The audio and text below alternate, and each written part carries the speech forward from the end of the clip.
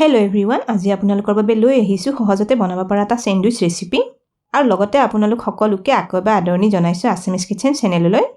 ঘৰতে থকা একেবাৰে অলপ বস্তুৰে আজি মই স্যান্ডউইচ ৰেচিপিটো বনাই দেখুৱাম আৰু এই স্যান্ডউইচটো খাবলৈও কিন্তু খুব সোৱাদ লগা হয়। আশা কৰো আপোনালোকে আজিৰ ৰেচিপিটো নিশ্চয় ভাল পাব। তেনেহলে ভিডিওটো শেষলৈকে চাই থাকিব। স্যান্ডউইচ বনাবলৈ মই ব্যৱহাৰ কৰা ইনগ্ৰেডিয়েন্টছখিনি আপোনালোকে স্ক্ৰীনত দেখিবলৈ পাইছে। এয়া দুটা সিজোৱা আলু লৈছো। আলুখিনি এতিয়া চামুচেৰে হেঁচি পিটিকি লম। এইখিনি আলু মই দুটা স্যান্ডউইচ বনাবলৈ ব্যৱহাৰ কৰিম। এয়া আলুখিনি মই একেবাৰে মিহিকৈ পিটিকি ললো। এতিয়া স্যান্ডউইচত দিবলৈ আলু মছলাখিনি বনাই লম। পেন এখনত 2 চামুচ ৰিফাইন তেল গৰম কৰি লৈছো। তেলখিনিত মিহিকৈ কাটি লোৱা সৰু পিয়াজ এটা দিছো। এয়া অলপ মিহিকৈ কাটি লোৱা ক্যাপসিকাম দিলো। এইখিনি অলপ ভাজি লম। পিয়াজ আৰু ক্যাপসিকামখিনি 1 মিনিটমান ভাজি ললেই হৈ যাব। এতিয়া ইয়াতে এয়া ডাঙৰ চামুচেৰে 1 চামুচ টমেটো সস দি ললো। আৰু এয়া আধা চামুচ চিলি সস দিছো। আপোনালোকে ইয়াতে চিলি সস দিব নিবিচাৰিলে নিদিয়াকো বনাব পাৰে। এতিয়া এইখিনি মিলাই আৰু অকণমান ভাজি লম। এয়া নিমখ অলপ সোৱাদ অনুসৰি দি দিছো।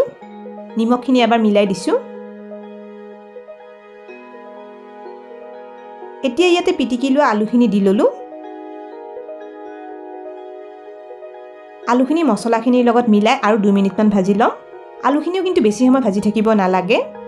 এয়া আলুখিনি ভাজি ললো। অকণমান জালুকৰ গুৰি আলু মছলাখিনি দি লৈছো আৰু এয়া অলপ কেঁচা ধনিয়া পাত দি দিছো। আকৌ এবাৰ গুটেখিনি মিলাই লম। এইখিনিতে এটা ৰিকুৱেষ্ট কৰিলো, ভিডিওটো চাই ভাল পালে লাইক আৰু শেয়াৰ কৰি দিব। আপোনালোকৰ যিসকলে আমাৰ চেনেলটো এতিয়ালৈকে সাবস্ক্ৰাইব কৰা নাই তেওঁলোকক আমাৰ চেনেলটো সাবস্ক্ৰাইব কৰিবলৈ ৰিকুৱেষ্ট কৰিলো আৰু কাষতে থকা বেল আইকনটো টিপি নটিফিকেশন অল কৰি দিব। আৰু এয়া আমাৰ আলু মছলাখিনি বনোৱা হৈ গৈছে। গেছটো অফ কৰি দিছো। এতিয়া স্যান্ডউইচ বনাবলৈ এয়া দুখন ব্ৰেড লৈছো। প্ৰথমতে এখন ব্ৰেড লৈছো।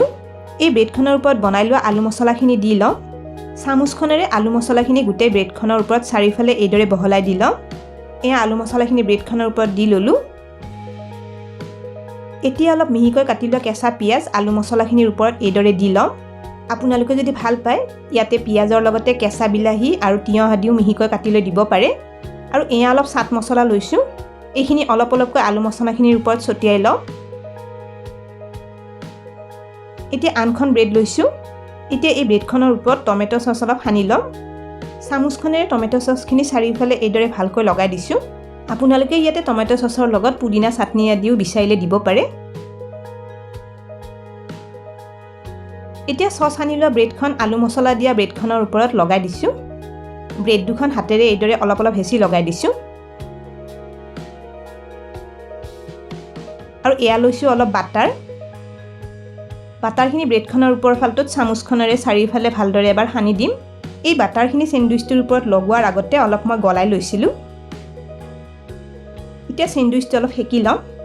এয়া এখন গ্ৰিল টাৱা গেছৰ ওপৰত গৰম কৰি লৈছো। আপোনালোকে প্লেন টাৱা এখনতো স্যান্ডউইচটো বনাব পাৰে। এতিয়া স্যান্ডউইচটোৰ বাটাৰ সানি লোৱা ফালটো তলফালে কৰি টাৱাখনৰ ওপৰত দি লম। স্যান্ডউইচটো এইদৰে অলপ হাতেৰে হেঁচি দিছো। এতিয়া স্যান্ডউইচটো কম জুইত 1-2 মিনিটমান এটাফালে সেকিব দিম। আপোনালোকে বাটাৰৰ সলনি তেল দিব বিচাৰিলে অলপ ৰিফাইন তেল টাৱাখনত সানিলেও স্যান্ডউইচটো সেকিব পাৰে।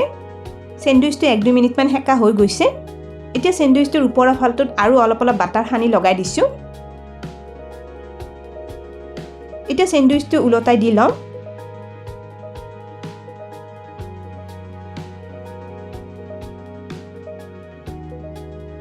এয়া চাওক স্যান্ডউইচটো এটাফালে ধুনীয়া ৰঙচুৱা হৈ আহিছে আৰু টাৱাখন গ্ৰিল বাবে স্যান্ডউইচটোৰ ওপৰত এটা ধুনীয়া গ্ৰিলৰ ডিজাইন আহিছে। এতিয়া আনটোফালেও স্যান্ডউইচটো 1-2 মিনিটমান সেকি লম। 2 মিনিটমান স্যান্ডউইচটো আনটোফালেও সেকি ললো। স্যান্ডউইচটো খুব ধুনীয়া মচমচীয়া আৰু ৰঙচুৱা হৈ আহিছে। চাওক হেতাখনেৰে মই দেখুৱাই দিছো। স্যান্ডউইচটো খুব ধুনীয়া মচমচীয়া হৈছে। স্যান্ডউইচটো আমাৰ বনোৱা হৈ গৈছে। গেছটো অফ কৰি দিছো। এতিয়া স্যান্ডউইচটো ছুৰী এখনেৰে মাজেৰে কাটি লম। এয়া মই স্যান্ডউইচটো মাজেৰে কাটি ললো। এই আলু স্যান্ডউইচটো খুব সহজতে আপোনালোকে ব্ৰেকফাষ্টত নাইবা গধূলি বনাব পাৰে আৰু কেতিয়াবা ল'ৰা-ছোৱালীক টিফিনতো এই স্যান্ডউইচটো বনাই দিব পৰা যায়।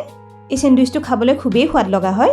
তেনেহলে আজি স্যান্ডউইচৰ ৰেচিপিটো আপোনালোকে কেনে পালে কমেন্ট কৰি নিশ্চয় জনাব। ভিডিওটো শেষলৈকে চোৱাৰ বাবে অশেষ ধন্যবাদ জনালো আৰু ভিডিওটো ভাল পালে লাইক আৰু শেয়াৰ কৰি দিব। স্ক্ৰীনত দেখা পোৱা ৰেচিপিকেইটা চাবলৈ মই ৰিকমেণ্ড কৰিলো। ভিডিওকেইটা চাবলৈ ৰেচিপিটোৰ ফটোখনৰ ওপৰত ক্লিক কৰিলেই হ'ল। তেনেহলে আজিলৈ আহিছো। আকৌ লগ পাম আৰু এটা নতুন ৰেচিপি ভিডিওৰ সৈতে।